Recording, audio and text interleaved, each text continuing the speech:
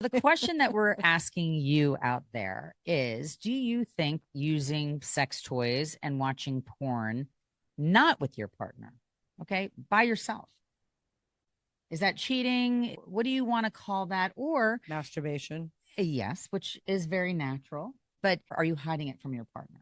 Would you be okay telling him that you masturbated this morning? Bring it on! Welcome to Girls Gone Gritty. I'm Farley Boyle, girl mom. And I'm Jennifer Brenius, boy mom. Together, we're Team Boyle Renius. Each other's ride or die.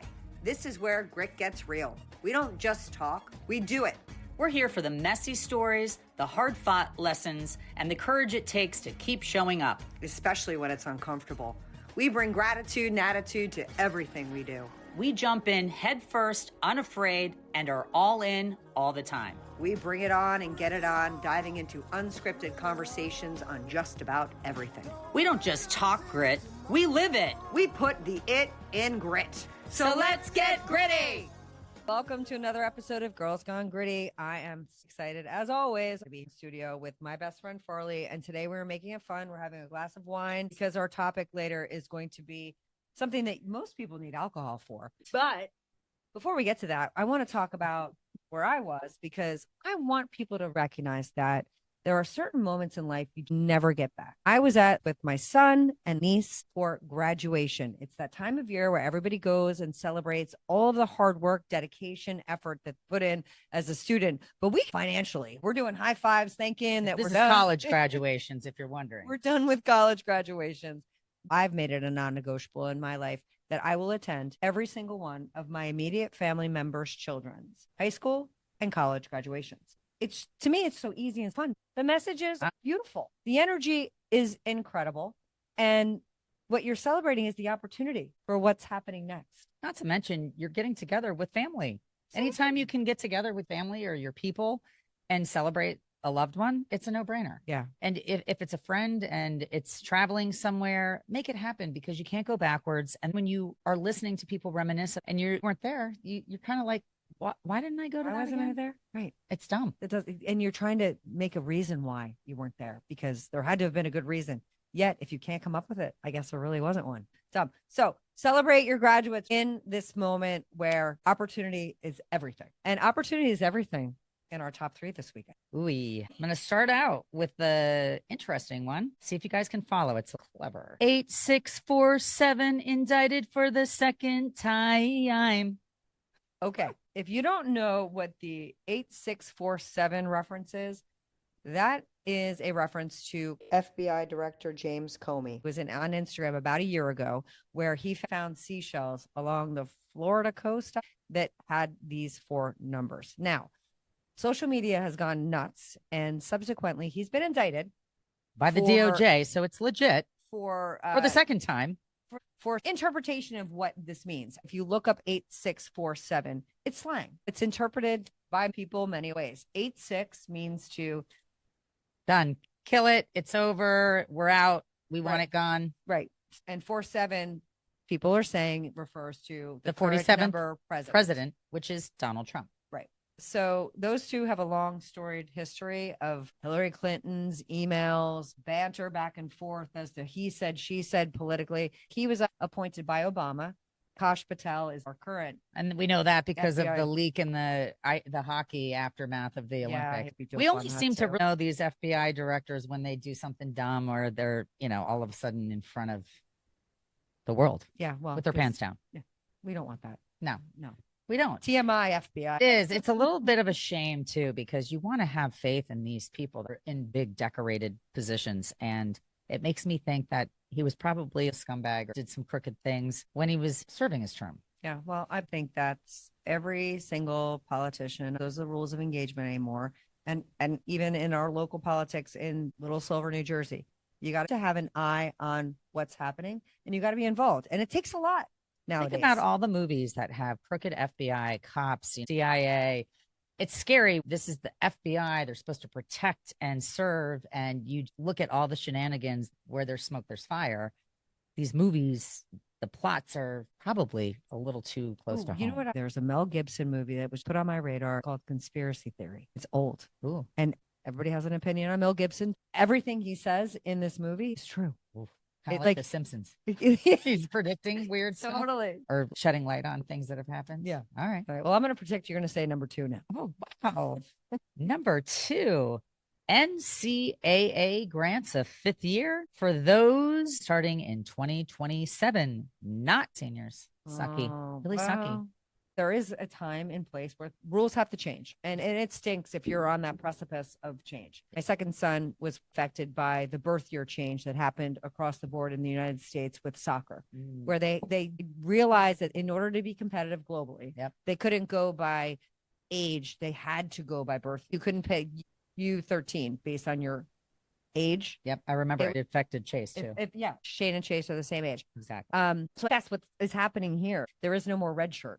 Right. You get 5 years of eligibility, regardless of injury or any circumstances, or waiting for another year for your player to develop. The PG year in lacrosse has become very instituted. So you have to be 19 to 24 to be in this 5-year stretch. Other than 24, you can't play. And I don't think you would want to. I look at Mackenzie, my oldest, who had a COVID year. Yeah.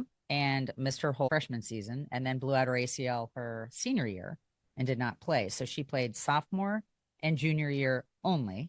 And then she took her 5th year, which was her 3rd, and she played her 5th year. So she still had a year of eligibility technically, but she was like, they call all these older girls granny panties on the field. And she's like, that's the last thing that I want to do. Well, you age out. You don't want to be in college for the most part. You're pursuing a master's or additional education the 5th year. But even my son, he was there for an additional year at University of Florida. And it was played. I like the idea of it because Mackenzie got her 5th year, her master's paid for. And if she hadn't been injured, if she hadn't had a COVID year, I don't know that we're planning on staying there for more than 4 years. And Abby, she's going to be able to get a certificate or a master's that will also be paid for. So it does work out if she doesn't have an injury. There's a lot of ifs in that, but and some of them are unfair ifs. I read that they were trying to alleviate the red shirt, injury, and kids theoretically playing the game of getting 6 years, or they're saying things happen, injuries happen, issues happen. I want a red shirt a year because we have too many quarterbacks, but I need you next year. Right. You know, like the red shirting thing gets out of control. Strategic. Yes. If you've never been on the field, right? Just because you're not in the starting lineup and you're not even in the second lineup, right?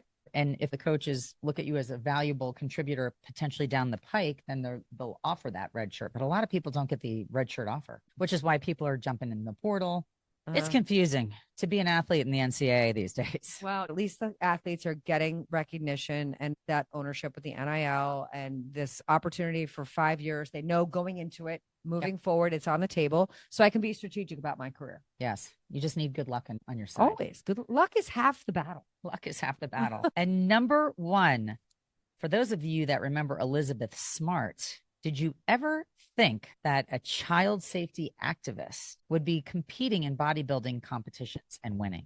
For those people that are pre-Elizabeth Smart, she was abducted and held for, I think it was 9 months. Out of her bedroom in the middle of the night at 14 years old. And was a sex slave. Oh, she was. It was a terrible story that got a lot of press. Hideous. And what she's done since this horrible occurrence when she was very young is a testament to her ability to take something negative and turn it around and make it positive. This foundation, the Elizabeth Smart Foundation, focuses on providing support and resources for sexual assault victims, and then taking bodybuilding and being like, this body is a temple and a powerhouse. She is dealing with hideous stories every day because she's giving back, and I'm sure she's reliving things constantly by being in this area and making it her life mission. So I think she decided that this is how she's going to take her power back, and she'll get lost in training.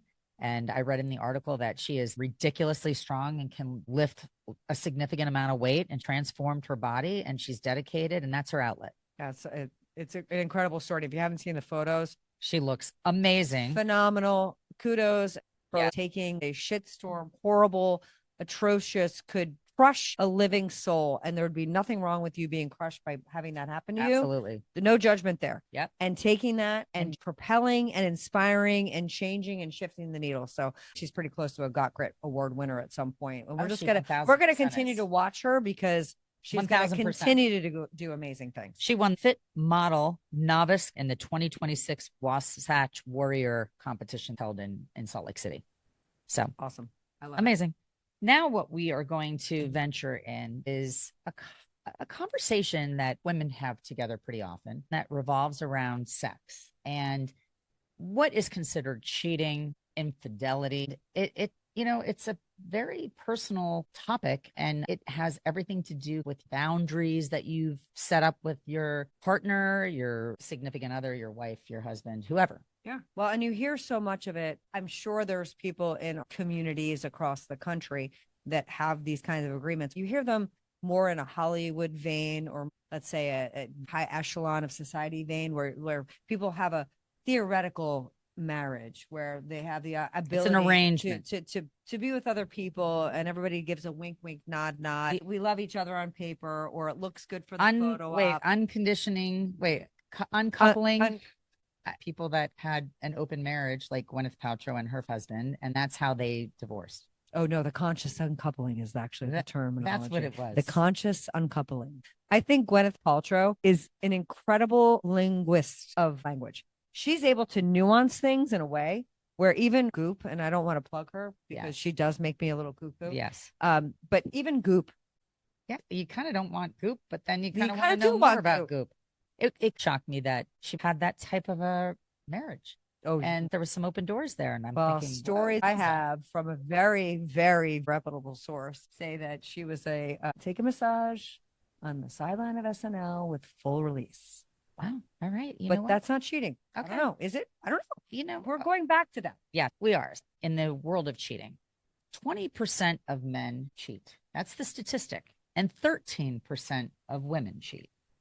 It's wide of a gap as I would have thought it would be. They're saying the younger demographic of women now, 40% cheat over the past generations. So we're increasing our cheating at younger ages. So it's starting to balance out according to the statistics that I read. Awesome. Society is in. I mean, like, what the hell? Hell in a handbasket. 61% of men who cheated are still married. It's an interesting statistic. Wait. Say that again. 61% of men who cheated are still married compared to 40% of women. When a man cheats, supposedly, it's more careless, reckless. There's a paper trail. Whereas a woman we're so stupid. is doing it because she's almost ready to leave the marriage. Well, from the optics that I see, and this is not based on science or fact, it does appear if a guy cheats that women are more likely to stay. If a female cheats, she's more likely to be leaving. Yes. That's how it feels. That's exactly what I read. But I'm just saying, like, getting away from the statistics, it does feel that way. No, I think it's spot on. Yeah. Those statistics are there for a reason. Yeah. Because we aren't looking to cheat because it's human nature for us to like get off and turn the page. We're a little more emotionally invested-ish.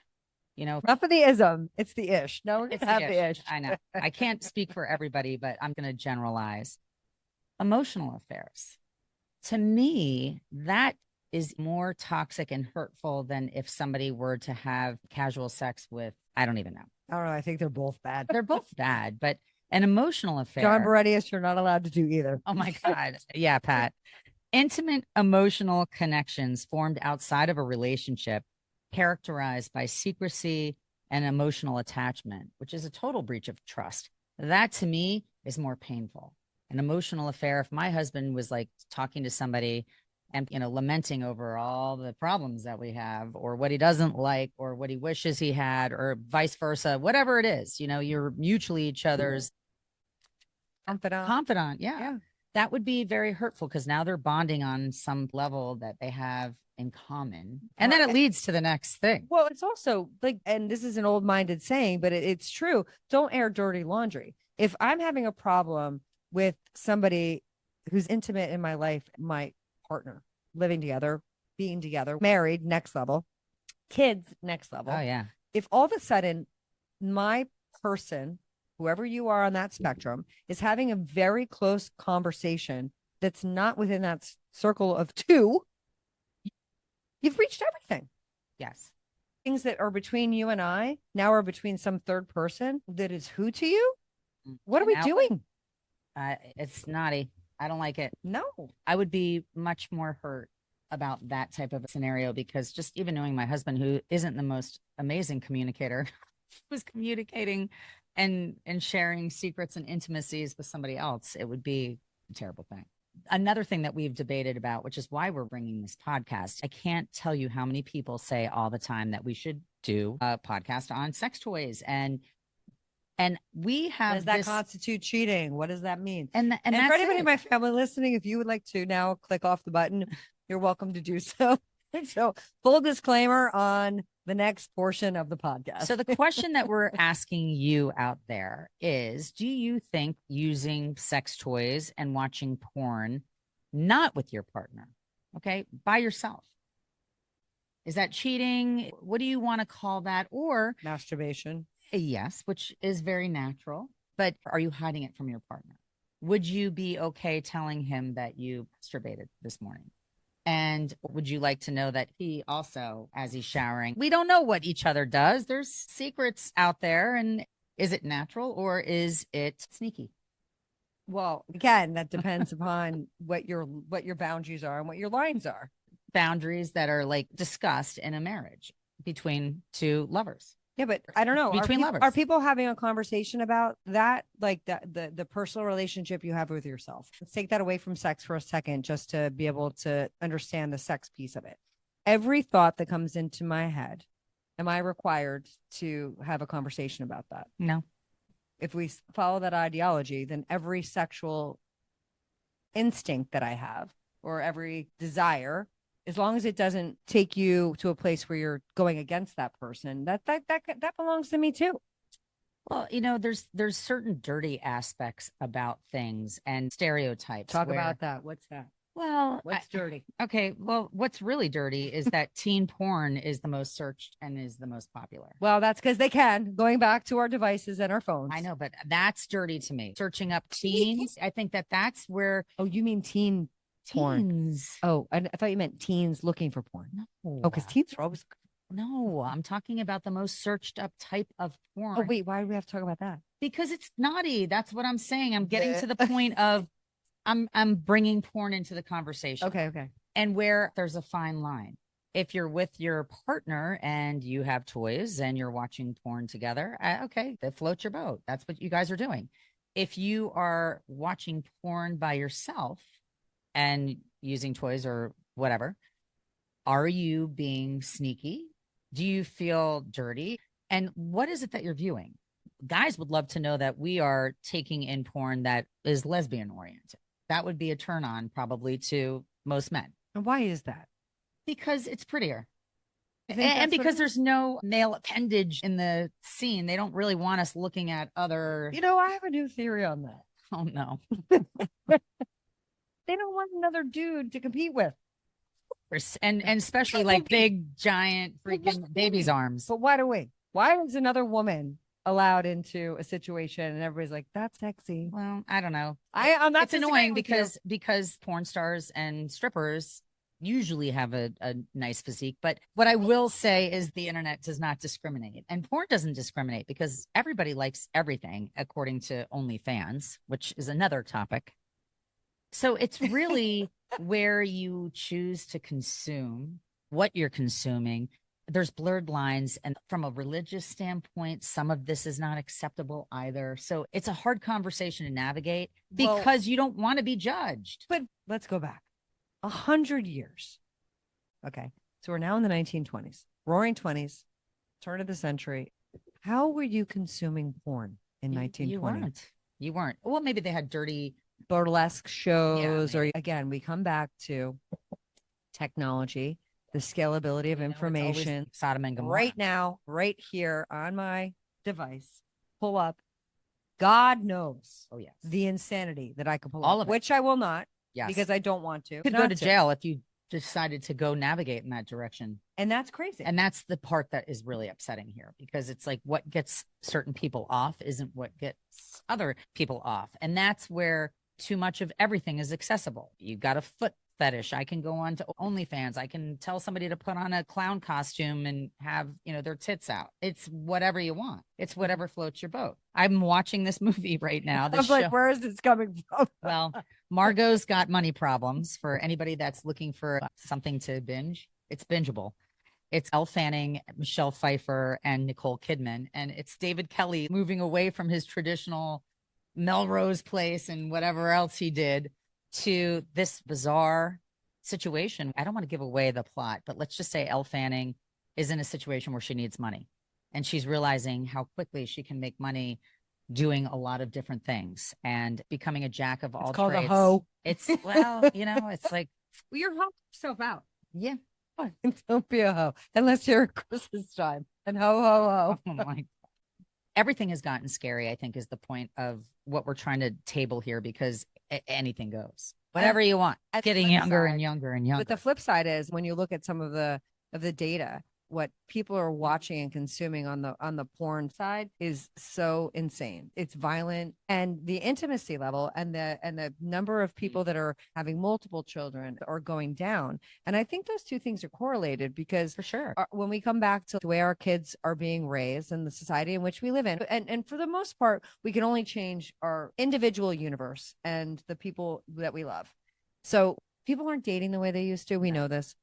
They're not getting intimate the way they used to. They're not holding hands and looking each other in the eyes for the first time. They're doing a lot of things online that takes that barrier down. And then they're being witness to pornographic details that aren't. We went from burlesque shows to strip joints, and guys could get their rocks off looking at naked chicks dancing. Okay, that's relatively benign, but not really, because it escalates and anything goes in those places. There's always back rooms and special lap dances. And then from there, we really emerged into a heavy porn scene. And porn is a problem because it also is one of the reasons that people stray. Now they're looking at unrealistic body types and skills that maybe your wife doesn't have, your girlfriend doesn't have, your lover doesn't have, because you put your wife, your significant other on a pedestal and you don't want them to behave that way, but you have fetishes. Right. And it's called the 80-20 rule of infidelity. You might have 80% of what you want with your mate, but 20% is missing. And what is that 20%? And then you go seek that 20% because you think the grass is greener. And so many people make this mistake because they want that porn experience. They want that stripper. They want love bombing, whatever. I want to be wined and dined and taken everywhere. But then the practicality of it is 80%. The other 80% that's like foundationally good, you're throwing the baby out with the bathwater. For 20%. To get your rocks off, or whatever the fantasy is that you want fulfilled. I almost think we could turn this podcast into Girls Hate Technology, because it's eroded so many important critical moments of our lives. It's bled into every aspect of our world. Going a little bit more positive, but I don't have a problem with sex toys. If you want a sex toy for yourself, it's much easier for guys to do what they do, right? Women are a little more visual. So if we're not partaking in something that's visual and really intimate, a little device that can get it done in 90 seconds, 15 seconds, whatever, it's not terrible. And the number one, do I call it a vibrator? It's not even a vibrator anymore, because vibrators suck. They do both. They have a sucking motion now. They do. Oh, yes. There's, yes. And the number one. I thought you were being metaphorical. You're actually being practical in that vibrators suck. Before, vibrators were vibrators, and now vibrators have a suction capability as well. So they're dual functioning. And some people are concerned that they're larger. So people wanted a more convenient travel version, or something that wouldn't stick out like a sore thumb when they have kids in every drawer.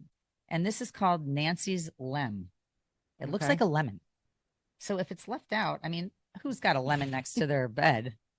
No, but it's not as bad as other things that kids can stumble upon. Oh, so it doesn't appear to be anything of sexual genitalia. Exactly. So it's a lemon. It's an actual lemon. What do you do with that lemon? Well, she also has an avocado. It's called Nancy's Avo. Whatever. It's benignish for kids if they stumble upon. Kids are going to go through your drawers and find things anyways. Nancy's Lem is known for its like bullet and suction precision. So it's a dual device. These are new sponsors. They could be. Maybe. Number 2 was the Bird Nammy. I don't know exactly how to say it, but that came in number 2 for dual vibrators. What does that do? I think it does. I think most vibrators now have this suction capability if you would like it. If you want a traditional vibrator, you can go that route. And if you want something that is inserted and doing all kinds of different 360s, pearls, whatever, there's a lot of things out on the market. It's whatever you like. To me, it's very simple. If you go right to that special spot, it doesn't take a whole lot. They used to have little lipstick vibrators. It looks like a lipstick. You can carry it around with you when you travel. Keep it in your purse. It's what do guys? Okay, this is very a blow up doll. What do guys use? I don't know. I have seen some weird mechanisms that simulate some type of a hole that they can penetrate and liquids. Or weirdest. I'm not well versed on that. God, I know, but there are things out there for a man that would like some type of pleasure. Do you think that's where men go back to? Agreed, because that's all they need. And again, we go back. That's where Playboy was born out of, right? Like dialing into the fact that men are very visual, yes, and they like what they like. And then Playgirl came out, and I was like, ew. No, thank you. I was young when I first saw it. I was like, that is just way too much. It's like going to Chippendales. It's like you do it for a bachelorette party because you have to. See, I think, and you kind of like it, but at the end of the day, you're like, yeah, that's not really fun. But see, that's why I'm okay with like looking at women over men. I'd rather look at like your naked body than a guy that I don't know's. I don't know. I don't want, if I'm not attracted to the guy, if I don't think he's cute, I don't want to see that. But I don't want to see it. In general, it's better without. I just don't want to see another person's. I feel like that's an invasion of my privacy. I'm so sick of seeing this giant black guy's dick that goes like viral. All of a sudden people like send you the message and you're like, click on it. And I can't. I feel violated. I don't want to see it one more time. It comes in the sneakiest ways. I click on it. I fall for it. And I am so tired of seeing it. I feel like I actually am scarred. I know. I think you are. Because usually people are sending you rainbows and unicorns and happiness and flowers and the best story ever. Yeah. And Farley's like, oh my God, this is the best story. She clicks on it. It's like, nope. Well, I'll tell you the funniest thing ever. And we will not share a photo of that guy. Abby Boyle gave me, my daughter, who's a jokester, she gave me a black mug. And I don't know what's enticing about the mug on the outside. It might say like world's greatest mom, something like that. But as soon as hot liquid gets poured into it, I'm not kidding you, this guy appears. The black guy appears with the giant shalong. Yes. And it's so funny because you don't expect it as you're drinking your coffee. And all of a sudden the image on the exterior of the mug changes. And I'm like, so well, at least you didn't bring it out to like high school lacrosse game. Oh my God. That would be terrifying. Well, we don't have a whole lot more to say, but I am disappointed with teen porn being the most searched and popular. Number 2 on porn, if we're getting back to that, is lesbian. And number 3 is amateur. Hopefully it's not underage. The sex trafficking thing, I'm scarred by. It's a crime. It's disturbing. If that's what floats your boat, you have problems and you need a therapist because it's not normal. And that's the problem that I have with every chick being bare and looking like she's really young because she removes all of her hair. That's a weird message. If you have a daughter that's coming into puberty and she's getting hair on her genitalia, the last thing that I want her to do is take it off. Right. So that she can look like this eternal fountain of youth. It's a problem. Well, and what we need to remember is that what we're really trying to protect, regardless of what makes you excited, is innocence. Yes. Innocence is what needs to be protected. At least if you put a limit on what age you can engage in things. It's trending down. It's too young. Thanks to Epstein. I think it's always been a problem, but Epstein really exposed it. There's been so much exposure of young sex trafficking and famous people like Anthony Kiedis, who I love from the Chili Peppers, liking 18-year-olds. This is another episode. This is part of our society and what's happening with everybody wanting to have the fountain of youth and injectables. Everybody values youth and everybody wants a piece of innocence. Who's the director that married his adopted young child? Woody Allen. How's that legal? I don't know. That's a problem. That's what we're highlighting here. Absolutely. Absolutely. But it is a personal decision which boundaries you want to cross. And the Woody Allens of the universe, you don't want that to be your legacy, because a lot of people don't even remember him for his movies. They remember him for being marrying his horrible daughter, sexually deviant. And that's sad. It's weird. Some of the ultra intelligent have a weird way of thinking about things. And that's what intrigues us and also what scares us. True. But what doesn't scare us is our Got Grit Award winner. And this Got Grit Award winner of the week is always in line with safety in the water. We are a family of surfers, of people that absolutely love to be in the ocean. And my fear has always been, I'm not comfortable in the water. I think it's because of Jaws, of my feet dangling on a surfboard.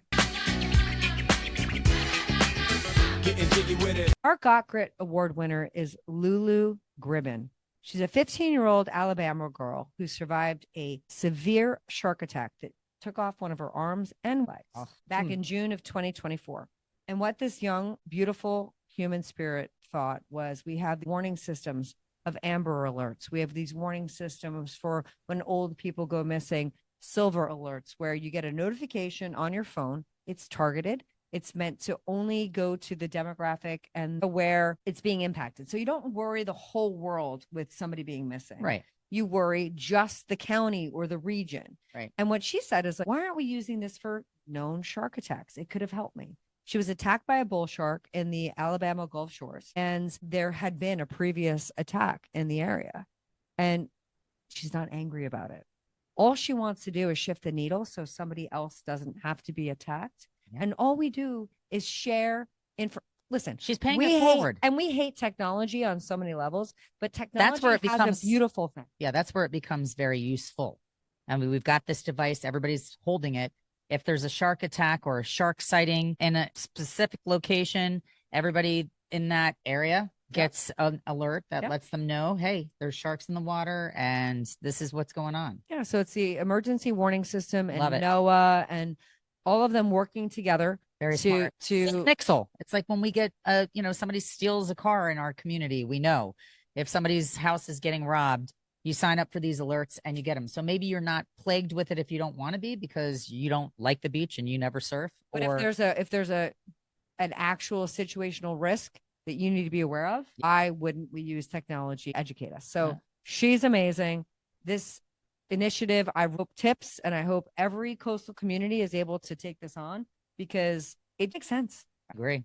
And I hope that there's some sense made of our song of the week because I learned something every single week about the artist. Very often you have musicians that tell a story in their song. And this is a story. These lyrics are so heavy duty. It's about somebody cheating, somebody famous, two very famous people. One of them got busted. She tells the narrative in her lyrics. I'm not going to read them all to you, but I'm going to start off with this. I know none of this is your fault. Messaging you kind of feels assaultive. Saw your text. That's how I found out. Tell me the truth and the motives. I can't trust anything that comes out of his mouth. No, I can't trust anything that comes out of his mouth. How long has it been going on? Is it just sex or is there emotion? He told me it would stay in a hotel room, never be out in the open. Why would I trust anything that comes out of your mouth? Why would I trust anything that comes out of his mouth? Oh my God, what a powerful song. And the lyrics just keep getting bigger and better because now there's dialogue with the mistress. And do you want to guess who she reads it, and the dialogue, I didn't know this song, and when Farley played the song for me, and she's reading and singing the lyrics, and the text message that comes through, and the way that she speaks, is insane. Are you ready for this? It is Lily Allen, who was married to David Harbour, who is Hopper on Stranger Things, who was my favorite character. And meanwhile, Lily Allen was one of my favorite musicians. And somehow I didn't know that the two of them were married. Wow. And this song is called Madeline. And you need to listen to the whole entire album because she destroys him. She moved from London to the States to support and be with him. She got him a little man cave apartment so that he could go do his craft and be on his own, which was the backdrop for a lot of his kinky exploits. This must have been so cathartic for her to write this album and for her to smear him publicly. But the song has a great beat. There's a little bit of a rap.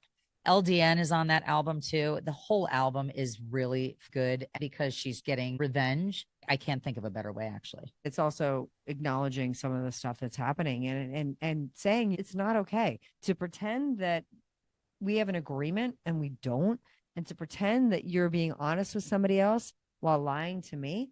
And playing, to have the mistress, two people against each other. To have the mistress reach out when she realizes who you are and try to act like she's on your side and she'll give you intel. And I'm so sorry, I didn't want to be a part of something like this because I have my own feelings about infidelity. Give me a break. And to everyone out there and myself, if it feels wrong, you also have maternal instincts. You can feel when something. If you get a pain through the center of your chest on things ever, if you feel pain in your body anywhere, or you have a hard time breathing, or your stomach is upside down, tell people about things. Yeah. If people want to keep it secret, trust your gut.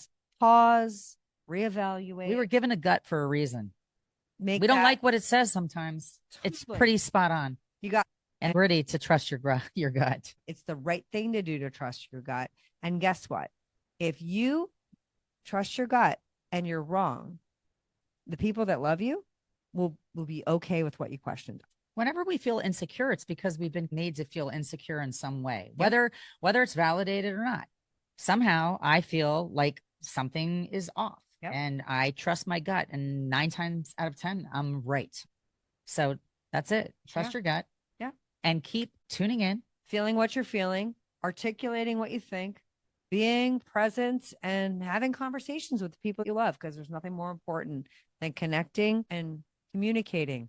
We're broken records at this point. It all comes back to talking about things that are uncomfortable and keeping it real. Share our episode with somebody that you think wants to be as gritty as we are. And hopefully you feel like you know us, because if you've listened to us, I think at this point, you probably feel like you're right here with us. Yeah, you are Girls Gone Gritty. Thank you for being a part of it. Thank you for tuning in to another episode of Girls Gone Gritty. Visit us on Instagram, Facebook, and now TikTok. If this episode hits home, share it with someone who needs to get gritty. Own it and put the it in grit. See you next episode.